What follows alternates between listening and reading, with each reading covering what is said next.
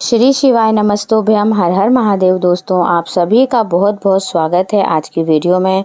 दोस्तों, आज है 11 नवंबर यानी कार्तिक मास के आखिरी सोमवार। इस दिन हम एक प्यारा सा उपाय करेंगे जिसके लिए गुरुजी पंडित प्रदीप मिश्रा जी ने पिछली वीडियो में इसकी जानकारी दे दी है। तो आज का जो उपाय है इसे आपको आज से लेकर 15 नवंबर कार्तिक पूर्णिमा तक करना है। यह उपाय धन संपदा लक्ष्मी प्राप्ति के लिए है। इसके लिए आपको 2 दीपक लेने हैं और 2 दीपक जो दिवाली के दीपक हैं आप वो भी ले सकते हैं और नहीं है तो आप नए भी ले सकते हैं। और उसमें आपको देसी घी, गाय का घी मिल जाए तो सबसे उत्तम है, क्योंकि गुरुजी ने गाय के देसी घी का ही उपाय बताया है। और इसको आपको लंबी बाती का दीपक बनाना है और उसके बाद इसमें आपको 2 कमल गट्टे दोनों दियों में डालने हैं। कमल गट्टे भी यदि आपके घर में पुराने पड़े हैं, जैसे कई बार हम पूजन में कमल गट्टे लेते हैं, तो आप उनका इस्तेमाल भी कर सकते हैं। जरूरी नहीं है कि आप हर बार नया ही कमल गट्टा लें। इस उपाय को करने के लिए आप ये 3 सामान ले लीजिए, लंबी बाती का देसी घी का दिया और 2 कमल गट्टे। और उसके बाद यह उपाय आपको घर में ही करना है अपने मुख्य द्वार पर। आपको क्या करना है, आपको प्रदोष काल में, जैसा आप जानते हैं कि अभी समय बदल चुका है और 5 बजे के बाद ही प्रदोष काल शुरू हो जाता है, क्योंकि सूरज ढलने और चंद्र निकलने का जो समय होता है गोधूली बेला, उसी को प्रदोष काल कहा जाता है। तो आपको क्या करना है, जब आप शाम को अपने घर में दिया बाती करते हैं, जोत जलाते हैं, उस समय आपको यह दिया बनाना है। दोनों दिए बना लीजिए, दीप प्रज्वलित कीजिए और उसके बाद उसमें दोनों में ही आप कमल गट्टे डाल दीजिए। और हाँ, यदि आपके पास देसी घी नहीं है तो तिल का तेल इस्तेमाल कर लीजिए। बिल्कुल आराम से कर लीजिए, कोई टेंशन वाली बात नहीं है। उसके बाद आप इन दियों को लेकर अपने जो घर का मुख्य गेट है, जो आपका मेन गेट है, वहाँ पर आपको लगाना है। कई बार लोग फ्लैटों में रहते हैं तो वहाँ पर परेशान होते हैं कि हमें लिफ्ट से ऊपर नीचे जाना होता है, या जो बाहर का मेन गेट होता है हम वहाँ कैसे लगाएं। तो सुनिए, आप जो आपके घर का मुख्य गेट है ना, आप वहाँ लगाइए और परेशान होने की बिल्कुल ज़रूरत नहीं है। आप अपने जो अपना घर का गेट है आप वहाँ पर दोनों तरफ इस दिए को लगाइए। ये दीपक आपको 5 दिन लगाने हैं। दीपक लगाते समय आप थोड़े से चावल जरूर रख दीजिए, क्योंकि आसन अवश्य देना चाहिए। और हम ये जो उपाय कर रहे हैं ये लक्ष्मी माता के लिए कर रहे हैं। तो जो चावल आप चढ़ाएं, आप पीले अक्षर चढ़ाइए या गुलाब का फूल या गुलाब की पंखड़ी रखकर भी आप ये दीपक रख सकते हैं। ये दीपक कार्तिक मास में अवश्य लगाना चाहिए। जो लोग पहले दिन से लगा रहे हैं बहुत अच्छी बात है, लेकिन किसी कारणवश यदि आप लोग ये उपाय पहले दिन से नहीं कर पाए हैं तो आज से बहुत ही शुभ मुहूर्त है। आप कम से कम ये 5 दिन उपाय अवश्य कीजिए। श्री हरि विष्णु के साथ माता लक्ष्मी की कृपा प्राप्त करने का ये बहुत ही अच्छा सरल सा उपाय है, जिसके लिए आपको कहीं जाने की भी आवश्यकता नहीं है और आपको घर में ही ये उपाय करना है। अब आप सोच रहे होंगे कि दीपक लगने के 5 दिन के बाद इन दियों और कमल गट्टे का क्या करना है। तो कुछ नहीं, आप जैसे पूजा का सामान विसर्जित करते हैं आप उसमें विसर्जित कर सकते हैं। आप चाहें तो इन दियों को हमेशा लगा सकते हैं।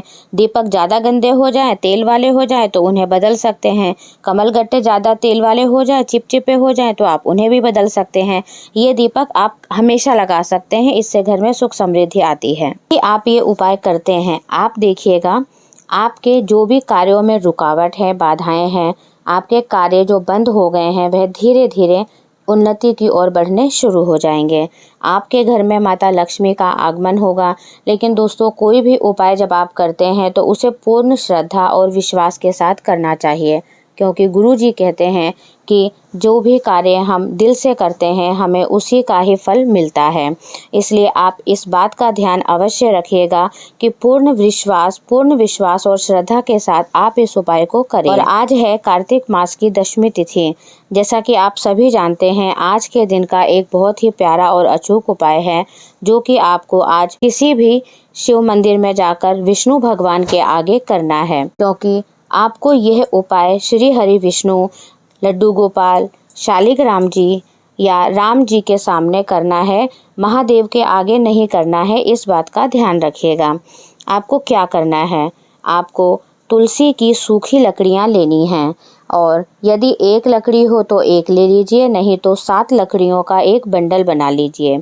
और उस पर रुई, कलावा, कच्चा सूत जो आपके पास है उसको लपेटकर एक बाती बना लीजिए और उसके बाद आपको उसमें देसी घी में डुबो करके, हाँ देसी घी का ही इस्तेमाल करना है। और फिर से कहूँगी देसी घी नहीं है तो कोई बात नहीं, तिल का तेल इस्तेमाल कर लीजिए। तो देसी घी डालकर आप उसको विष्णु जी के सामने दीप प्रज्वलित कर दीजिए।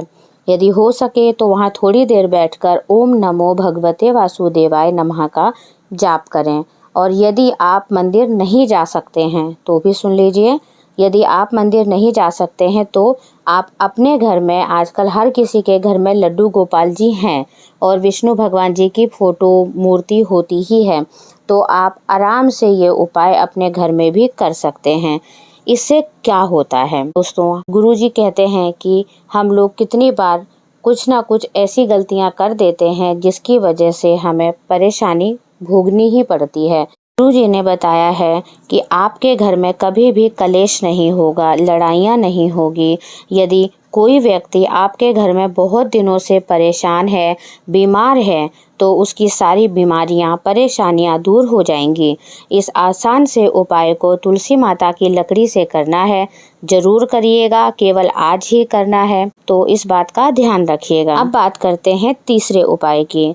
तो यह उपाय आपको देव उठनी एकादशी पर करना है। 12 नवंबर 2024 जब आप तुलसी महारानी के साथ श्री शालिग्राम जी का विवाह करते हैं, उस दौरान जब आप शालिग्राम जी को आसन देंगे तब आप इस बात का ध्यान रखिए कि वहाँ पर पहले एक सिक्का जरूर रख दें और उसके बाद पूरी पूजन आराधना करने के बाद में वह जो सिक्का है उसे आप एक हल्दी की कटोरी में भरकर अपने काम वाले स्थान पर लॉकर में, तिजोरी में रख लीजिए। इससे आपके घर में धन संपदा में बढ़ोतरी होगी, माता लक्ष्मी का आगमन होगा और आपके घर में सुख समृद्धि बनी रहेगी। यह उपाय केवल देव उठनी एकादशी के दिन करना चाहिए, रात्रि को। चौथा उपाय दोस्तों, इस उपाय को करने के लिए आपको 31 बेलपत्र चाहिए और 31 साबुत चावल के दाने चाहिए और उसके साथ चाहिए एक कलश जल।